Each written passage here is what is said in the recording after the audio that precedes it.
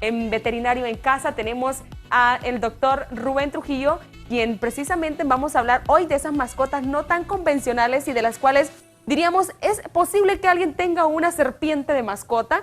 ¿Es posible que alguien...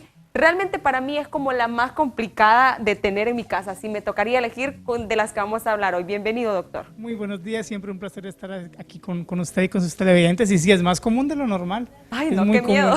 Sí, hay personas que ya se aburren de los perros, de los gatos y quieren tener algo como un poquito diferente, marcar la pauta con sus amistades, o simplemente tienen una personalidad muy apática o diferente en cuanto a la interacción con alguna mascota, y sabe que ese tipo de mascotas son más independientes, más rudas, más toscas y van por ese lado. Bueno, esta es una de las mascotas no convencionales, ¿verdad? Usted nos diría, por ejemplo, doctor, ¿cuáles son los nombres más comunes de esas mascotas domésticas, podríamos decirle, porque las podemos tener en casa, ¿verdad? Sí, claro que sí. Principalmente hablando de serpientes, por ejemplo, son más comunes las que no son venenosas, algunos tipos de boa o las pitón. Muchas de ellas, valga aclarar y valga decir, que son ilegales, no se pueden tener porque no están dentro de su nicho o dentro de su, o sea, no son, mejor dicho, hondureñas, no son de la fauna propia hondureña, y por ejemplo, si se llega a escapar va a ser un problema con la fauna local, son especies invasoras. De hecho, hay muchas de esas que son ilegales, entonces no se recomienda tener.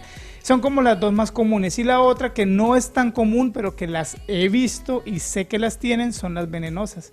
Sumamente peligrosas, ¿no? Pero las tienen más por, no sé, yo le diría como sí, sentir ese power ahí de que tengo algo que en algún momento me puede incluso matar o me puede hacer daño, y viven ahí como en el filo de la navaja. Sí, o sea, bueno, yo hablaba antes con el doctor antes de entrar a este segmento y hablábamos de que las mascotas también hablan de nuestra personalidad, ¿verdad? Y es muy fácil de distinguir entonces qué tipo de personalidad puedo ser yo al elegir un hámster, por ponerle un ejemplo. Claro que sí, es una personalidad un poco más apartada. Nosotros, bueno, las personas entendemos que este tipo de mascotas, apartando los reptiles, por ejemplo los roedores o los lagomorfos, que son los conejitos, tienen una expectativa de vida mucho más corta, 2 años, 3 años, 4 años máximo. Entonces son mascotas que no van a estar para mucho tiempo, anexo a que son sumamente independientes. Entonces estas personas son las típicas que no tienen mucho tiempo para interactuar, que no tienen mucho tiempo como para crear una conexión directa con un paciente, en este caso con una mascota, y tienden a buscar este tipo de animalitos que son mucho más apartados, que no generamos un vínculo tan fuerte porque tenemos la mentalidad o bien presente en nuestra mente que no son para mucho tiempo. ¿Y los cuidados de estos hámsters, por ejemplo, también no es tanta la responsabilidad?